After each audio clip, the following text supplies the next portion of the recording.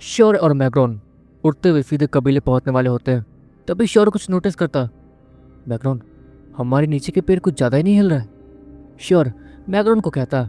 मैग्रॉन भी नीचे कुछ नोटिस करता और वो पेड़ जहाँ जहाँ से मैग्रॉन और श्योर जा रहे थे वहाँ के पेड़ तेज़ी से मूव कर रहे थे। अगले पल श्योर और मैग्रॉन बीच हवा में ही रुक जाते हैं और वो पेड़ की हलचल वो भी रुक जाती है। नीचे जाके देखें, श्योर मैग्रॉन से कहता। जहाँ तक है ये वही गोलू मोलू बीस्ट है। ये कबीले पहुँच गया तो हो सकता है कि बहुत सारे लोगों को नुकसान पहुँचा दे। शायद इसकी ताकत ज़्यादा है लेकिन इसकी कमजोरी थंडर है। मैग्रॉन स्माइल के साथ श्योर से कहता। ओ श्योर इतना कहता, अगले ही पल उसके हाथ में एक थंडर से बनी हुई गदा दिखने लगती है, एक बिजली की बनी हुई गदा। श्योर उस बिजली से बने हुए गदा को सीधे नीचे की तरफ फेंक देता, जहाँ पर नीचे जाते वो जंगल में फट जाती है और चारों तरफ बिजली ही बिजली फैल जाती है। जिसके बाद श्योर और मैग्रॉन तुरंत नीचे जाते हैं और वो उस गोलू मोलू बीस्ट को ढूंढने लगते हैं। श्योर को वो गोलू मोलू बीस्ट दिख जाता जो कि थंडर की वजह से थोड़ा सा तरफ रहा था और एक जगह फ्रीज होकर रह गया था। श्योर उसे तुरंत ही थंडर देना शुरू कर देता, उसके ऊपर बिजलियाँ बरसा देता ताकि वो बीस्ट होश में ना आए। जहाँ तक इस बीस्ट की पावर ज़्यादा लग रही थी लेकिन इसकी सबसे बड़ी कमजोरी थंडर थी, इसलिए श्योर को इससे डरने की जरूरत नहीं थी। श्योर उस बीस्ट के पास जाता और उससे गोल गोल घुमा के चेक करने लगता, लेकिन इन सारी चीज़ों के दौरान श्योर के हाथों से थंडर निकले जा रही थी। मुझे नहीं लगता कि ये हमसे बस थोड़ा ज़्यादा ताकतवर है, इसकी ताकत तो ज़्यादा लग रही है क्योंकि जिस स्पीड के साथ हमारा पीछा कर रहा था वो भी बहुत सारे कैलकुलेशन के साथ, ये कमज़ोर नहीं हो सकता है। श्योर है मैग्रॉन से कहता। लेकिन परेशानी तो ये है ना कि अब इसका निरुक को लिक्विड कल निकलेगा और इसे 24 घंटे के लिए हम लोग बिजली का झटका नहीं देते रह सकते। मैग्रॉन श्योर से कहता। हाँ तुम ये ठीक कह रहे हो, लेकिन तो करना क्या है इसका, क्योंकि जहाँ तक ये कबीले तक आ गया तो उसे कबीले की लोकेशन पता है, इसका क्या करे। श्योर है मैग्रॉन से कहता। जहाँ तक है ये हमसे नफरत करता है, ये हमारा तो टीम नहीं होगा, इसे मानना ही ठीक रहेगा। मैग्रॉन श्योर से कहता और वो बीस्ट वो सारी चीज़ें सुन रहा था। अगले ही पल वो छटपटाना शुरू कर देता जैसे कि वो श्योर के हाथों से बच के भागना चाहता हो। श्योर तुरंत ही आसमान में जाता और तेजी से आगे की तरफ उड़ना शुरू कर देता ताकि वो उस कबीले से दूर जा सके। श्योर ने उस बीस्ट के चेहरे को ऊपर की तरफ करके रखा था ताकि वो लोकेशन को याद ना रख सके। श्योर और मैग्रॉन काफ़ी तेज़ी से उड़ते हुए बहुत ज़्यादा दूर जाते हैं और इवेंचुअली उन्हें एक बड़ा सा तालाब दिखता। श्योर उस बीस्ट को उस तालाब के अंदर फेंक देता और जहाँ तक है वो करीब 1 मिनट तक जमा ही रहेगा और उतनी देर में श्योर और मैग्रॉन यहाँ से निकल जाएंगे। श्योर उस बीस्ट को उस तालाब में फेंक देता। श्योर उस बीस्ट के तालाब में गिरने का इंतजार कर ही रहा था, इतने में ही तालाब से एक बड़ी सी मछली बाहर आती है, लेकिन वो मछली का मौत ज़्यादा लग रही थी। उसकी पूरी बॉडी के ऊपर डायमंड जैसे स्केल बने हुए थे जो कि बहुत ज़्यादा चमचमा रहे थे, कसम से बहुत ज़्यादा, और उसकी आंखें वो रेड रूबी जैसी थी। वो खतरनाक सी मॉन्स्टर जैसी मछली सच में ऊपर आती है और उस गोलू मोलू चीज़ को अपने मुंह में रख लेती है। श्योर ने तो उसे पानी में फेंकने का ट्राई किया था ताकि श्योर को उसे मारना ना पड़े। ऑफकोर्स ये बीस्ट बस बदलाई लेने के लिए तो आया था, इसके बदले में से मार देना ये ठीक नहीं लग रहा था श्योर को, और ये बीस्ट सच में था क्यूट भी था। लेकिन जैसे ही वो डायमंड फिश उस गोलू मोलू बीस्ट को खाती श्योर वो अपना सर पकड़ लेता। अरे यार लगता है आज इसकी मौत लिखी ही हुई थी, श्योर मन मन सोचता। लेकिन ये मछली भी काफ़ी ज़्यादा ताकतवर लग रही है। श्योर मैग्रॉन से कहता। लेकिन इसके बॉडी के ऊपर जो वो डायमंड स्केल हैं वो महंगे भी बिक सकते हैं और तो और बहुत ज़्यादा ताकतवर भी लग रहा है। मतलब हम लोग इसके वीडियो कोड को एक्सेस नहीं ले सकते, इसकी पूरी बॉडी के ऊपर वो डायमंड स्केल्स है, इसके चेहरे के ऊपर उसका डायनेमिक आर्मर है जो कि डायमंड से ही बना हुआ लग रहा। कितना चमकीला मछली। मैग्रॉन स्माइल के साथ कहता। आपको वो फिश काफ़ी ज़्यादा अच्छी लग रही थी और वहाँ पानी में वो फिश अंदर जाने के बावजूद चमक रही थी जैसे कि इसके बॉडी के अंदर से ही लाइट निकल रही हो, लेकिन इसकी ताकत तुमसे कहीं ज़्यादा लग रही है। जहाँ तक है बायोमिक लेवल 5 या 6 जितना ताकतवर हो सकता। श्योर मैग्रॉन से कहता। ये तो पता चल ही रहा, लेकिन क्या कर सकते हैं। लेकिन ये भी तो है कि ये यहाँ का सबसे ज़्यादा ताकतवर बीस्ट हो सकता है। हमने उससे देख लिया और देख के ये लग रहा है कि ये बीस्ट पीसफुल है। इसे हमें देखा लेकिन फिर भी हमें कुछ किया नहीं, क्या पता हमसे ये बात भी कर ले। तुम ट्राई क्यों नहीं करते। मैग्रॉन श्योर से कहता। कर सकता हूँ। श्योर मैग्रॉन से कहता। इसको देखते देखते श्योर वो उस पानी के थोड़ा करीब जाता, लेकिन इतना करीब भी नहीं कि वो फिर ऊपर आकर श्योर को ही निकल जाए। सुनो क्या तुम्हें मेरी आवाज़ आ रही है। श्योर उस फिश से कहता। वो फिश अपनी आंखें खोलती है और श्योर को देखती है, लेकिन वो श्योर के बात पर ज़्यादा ध्यान नहीं देती और अपनी आंखें दोबारा बंद कर लेती है। इससे झटका नहीं लगा कि मैं इससे बात कर सकता हूँ, सारे बीस्ट तो झटका खा जाते हैं। श्योर मैग्रॉन से कहता। अब तुम्हारी चाल हर जगह थोड़ी चलेगी, ताकतवर लोगों के सामने कोई भी कुछ नहीं होता। मैग्रॉन श्योर से कहता। लेकिन अगले पल श्योर कुछ नोटिस करता है। वो डायमंड फिश अचानक से अपनी आंखों को खोलती है और लेफ्ट राइट देखने लगती है और पानी के ऊपर आने के बाद गोल गोल घूमने लगती है। इसे क्या हुआ? श्योर, मैकडॉनल्ड्स कहता। देख कर तो ऐसा लग रहा है कि ये छटपटा रही है, लेकिन क्यों? ये तो इतनी ताकतवर है, इसे परेशान नहीं किया। मैकडॉनल्ड से पहले कि अपने वर्ड्स को कंप्लीट कर पाता, अगली पल वहाँ एक धमाका होता है और वो धमाका फिश के अंदर से हुआ था। उस डायमंड फिश की बॉडी एक बार में अच्छे से और पूरी तरीके से तबाह हो गई थी। उसकी बॉडी के अलग अलग टुकड़े चारों तरफ गिरे हुए थे और बिखरे हुए थे। श्योर हैरान हो जाता है। उस फिश के फटने के बाद श्योर और मैकडॉनल्ड को बहुत ज़्यादा परेशानी हुई थी। यहाँ तक कि श्योर के हाथ पे एक लंबा सा कट भी लग गया था, क्योंकि उस फिश के फटने के बाद उसके बॉडी के ऊपर जो वो डायमंड स्केल थे जो कि बहुत ज़्यादा शार्प लग रहे थे, वो उड़ कर श्योर और मैकडॉनल्ड की तरफ आए थे। मैकडॉनल्ड तो बच गया था, लेकिन श्योर के हाथों पे एक लंबा सा कट लग ही गया था उस शार्प डायमंड स्केल की वजह से। अभी तक वो फिश मर चुके थे। श्योर अच्छे से कुछ नोटिस करने की कोशिश करता, लेकिन ऐसा हुआ क्या कि श्योर हैरानी से कहता। अगले पल श्योर को वहाँ पानी में एक तैरता हुआ बीस्ट दिखता, जो कि वही गोलू मोलू बीस्ट था, क्योंकि पहले तो थोड़े पीले रंग का था और स्किनी कलर का था, लेकिन अभी काला हो चुका था। ये तो श्योर हैरानी से कहता। श्योर धीरे धीरे उस पानी के पास जाता और उस बीस्ट को उठा लेता। वो गोलू मोलू बीस्ट पता नहीं क्या था, अभी पूरा काला हो रखा था। क्या लगता है मैकडॉनल्ड, क्या ये सब कुछ इसने किया है? मैकडॉनल्ड श्योर की बात सुनता और उस बीस्ट को चेक करने लगता। लग तो यही रहा, इसमें ताकत ज़्यादा नहीं है, लेकिन पता नहीं क्यों ये क्या कर सकता है और क्या नहीं, हमें क्या पता। इसे यहीं छोड़ देते हैं, वैसे भी इसे हमारी लोकेशन के बारे में पता नहीं है। मैकडॉनल्ड श्योर से कहता।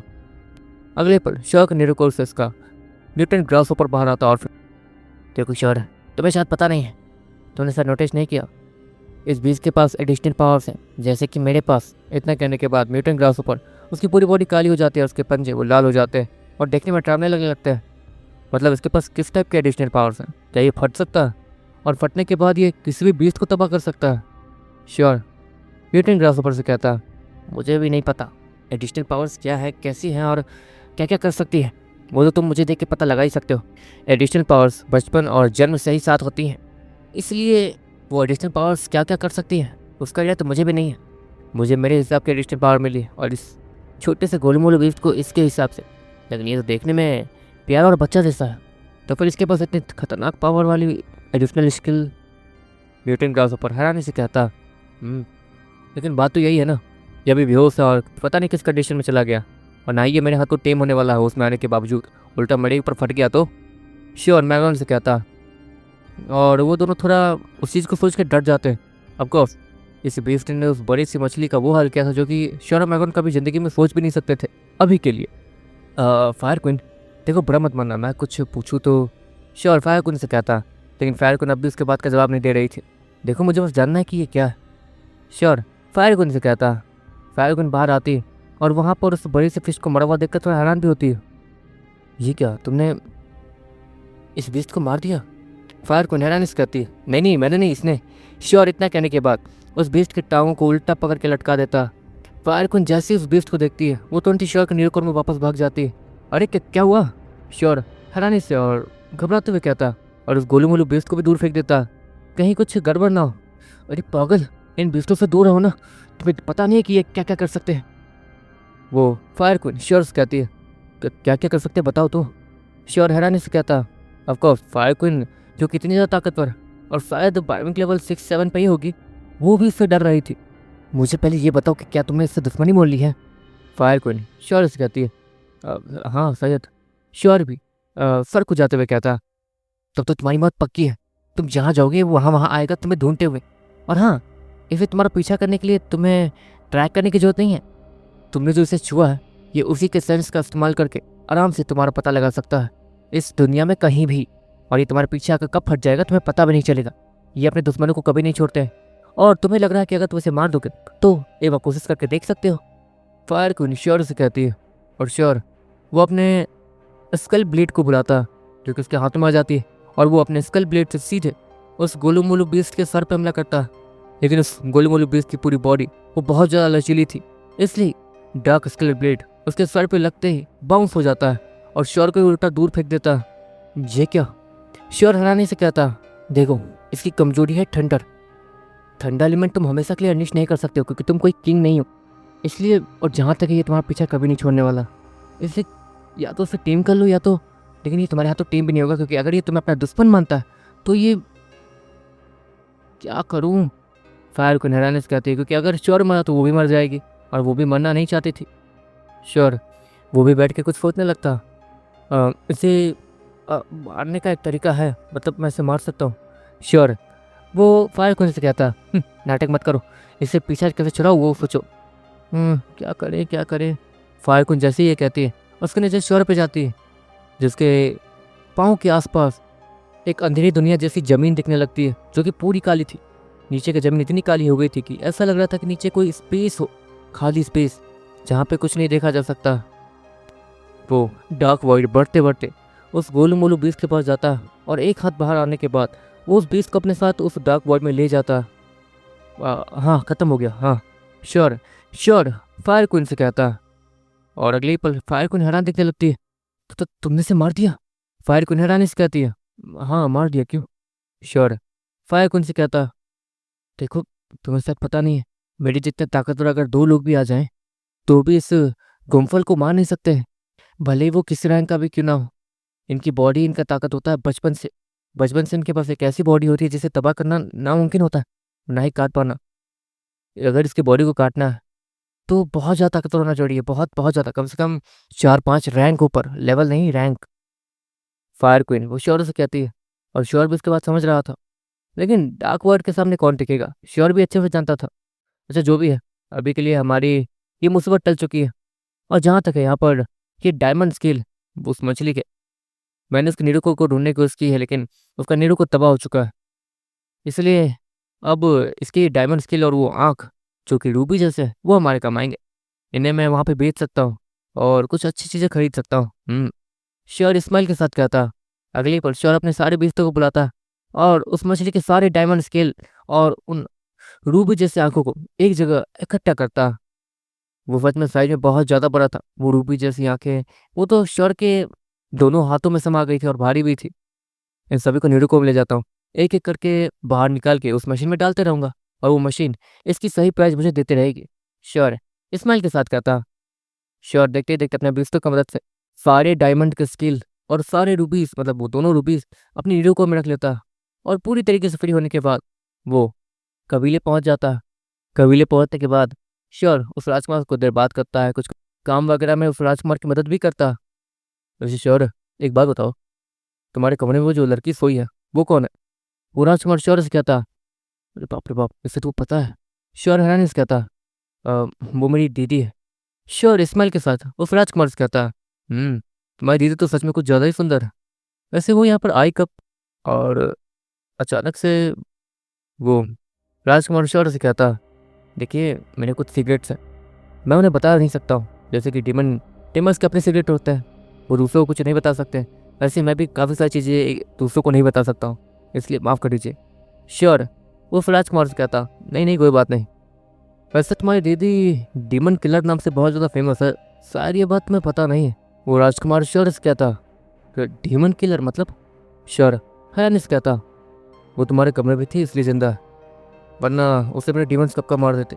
तो पता भी है वो लड़की कौन है? वो राजकुमार श्योर को देखते हुए कहता, हाँ मुझे उनके बारे में थोड़ा पता है। वो जिससे प्यार करती थी उसे किसी डीमन ने मार दिया, घटिया डीमन ने। उस डीमन के पास इंसानी बॉडी थी, इसलिए उसके अंदर इंसानी फीलिंग जागी थी और वो लड़की को बस एक खिलौने की तरह इस्तेमाल कर रहा था।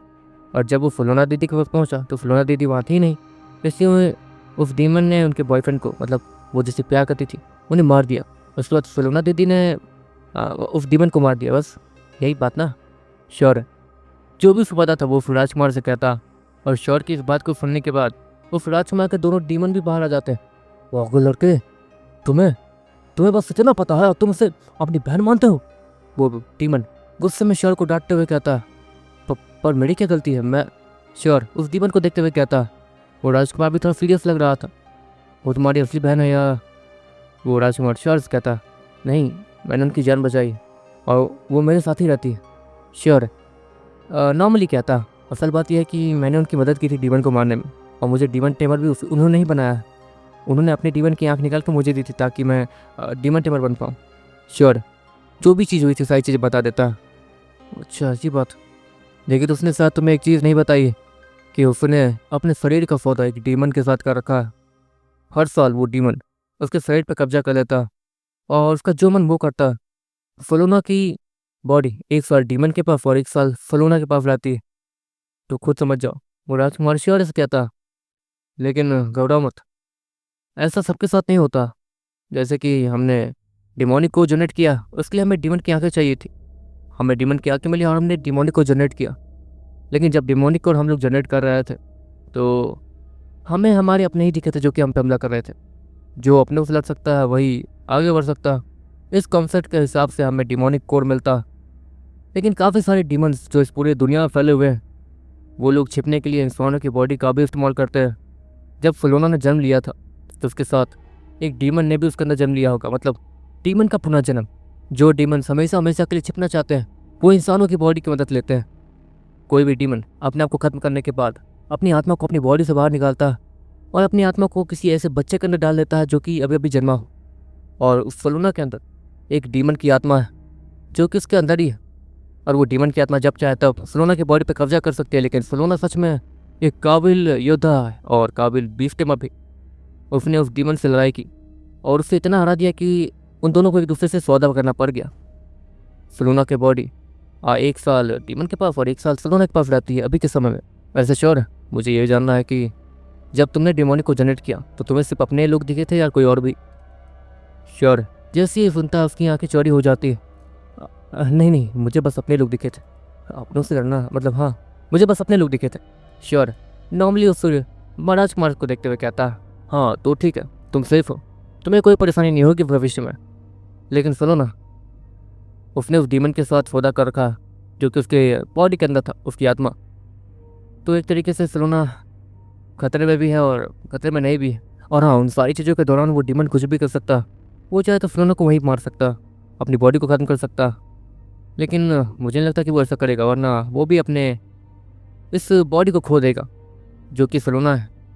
वो सलोना के बॉडी के अंदर रह के काफ़ी सारी चीज़ें कर सकता और देवताओं से भी बच सकता। अगर देवताओं से ढूंढते हुए आए तो वो अपनी प्रेजेंस को छिपा लेता और इंसान ही बन जाता। लेकिन सलोना, वो फिलोना की बॉडी को काबू करते रहता। राजकुमार श्योर से कहता, ये तो मैं समझ गया, लेकिन डीमन किलर क्या? श्योर फिर से उस राजकुमार से कहता, डीमन किलर? डीमन किलर उसके बारे में बताओ। फिलोना ने उस डीमन के साथ सौदा किया था, जहाँ पर फिलोना ने करीब 1 महीने के लिए उस डीमन की असली ताकत को मांगा था, जो कि बहुत ज़्यादा थी। फिलोना ने अपने लवर के डीमन को मारने के चक्कर में काफ़ी ज़्यादा जगहों पर ट्रैवल किया खतरनाक ताकत के साथ। और उस खतरनाक ताकत के साथ साथ वो तेज़ी से आगे बढ़ते गई, सारे डीमंस को मारते गई। लेकिन उसे वो डीमन नहीं मिला जो कि उसका दुश्मन था। और अब वो पूरी धरती के ऊपर ढूंढ तो नहीं सकती थी ना उस डीमन को। इसलिए 1 महीने ऐसे ही बीत जाए और उसने करीब लाखों डीमंस को मार दिया। वो राजकुमार जैसे ही कहता, श्योर हैरान दिखने लगता, लाखों डीमंस को मार दिया? मतलब इतनी ताकत? हे भगवान। और जहाँ तक है, जब उन्हें वो डीमन मिला तब तक उनके पास उस डीमन की ताकत नहीं थी जिनके साथ उन्होंने सौदा किया था, इसलिए वो इतनी कमज़ोर थी। लेकिन एक बात बताइए, अगर उनकी बॉडी तबाह हो गई तो क्या वो डीमन भी खत्म हो जाएगा? श्योर, उस राजकुमार से कहता, अगर वो मरने वाली हो तो ही उसका डीमन उसके बॉडी पे कब्जा करेगा ताकि वो फिलोना की बॉडी को बचा सके। लेकिन इसका मतलब ये नहीं कि वो तुम्हारा साथ देगा। उसकी नज़र में तुम सिर्फ एक इंसान हो और कुछ नहीं। वो तुम्हें पकड़ के खा जाएगा, समझे? लेकिन जहाँ तक है, अगर उसने हजारों डीमन को मारा है उस डीमन के पार की मदद से, मतलब वो डीमन किसी हाई रैंक पे हो सकता जो कि तुम्हारे बहन के बॉडी के अंदर है। वो राजकुमार श्योर से कहता और श्योर अपने सर को हाँ मिला देता। ठीक है, मैं समझ गया। श्योर सब कुछ समझते हुए कहता। श्योर को आज बहुत ज़्यादा डरावनी चीज़ें पता चली थी, लेकिन श्योर को ये समझ नहीं आ रहा था कि 1 साल तो कब का बीत गया है। यहाँ तक कि श्योर 1 साल के तो वहीं उस अजीब से अंधेरी दुनिया में फंसा हुआ था, उस इसीता और उस महारानी के साथ। उस हिसाब से जब मैं वापस आया तो उस हिसाब से तो उस डीमन का कब्जा फिलोना दीदी के बॉडी पे हो जाना चाहिए था। लेकिन फिलोना दीदी नॉर्मल है, उन्हें कुछ नहीं हुआ। कहीं ये सब कुछ उस आर्टिफिशियल बॉडी की वजह से तो नहीं? क्योंकि जहाँ तक है, फिलोना दीदी के पूरे बॉडी के ऑर्गन्स वो आर्टिफिशियल है। वो अभी तक असली ऑर्गन में नहीं बदले, वो भी बदल रहे हैं। और एक तरीके से अभी के लिए हम लोग फिलोना दीदी को इंसान नहीं रोबोट मान सकते हैं। शायद इसलिए वो डीमन अभी तक फिलोना दीदी के बॉडी पे कब्जा नहीं कर पाया। और फिलोना दीदी को भी शायद ये लग रहा है कि वो डीमन उनके बॉडी पे कब्जा नहीं करेगा। लेकिन जिस दिन वो बॉडी ऑर्गन्स उनके असली ऑर्गन में बदल गए, उस दिन वो डीमन पे कब्जा कर लेगा। श्योर हैरानी से कहता, इससे बचने का कोई रास्ता है क्या? श्योर राजकुमार से कहता, है, लेकिन वो मैं कल बताऊंगा, क्योंकि उसके लिए एक अलग रिचुअल होता, और अगर वो रिचुअल उस डीमन ने थोड़ा भी सेंस किया तो उसकी आत्मा बाहर आके हमें मारने लगेगी। उसकी आत्मा ही बाहर आ जाएगी और वो कुछ भी करके हमें मारने की कोशिश करेगी। यहाँ तक कि वो तुम्हारे बॉडी पे भी कब्जा कर सकती है और हमें मारने की कोशिश कर सकती है। वो राजकुमार श्योर से कहता,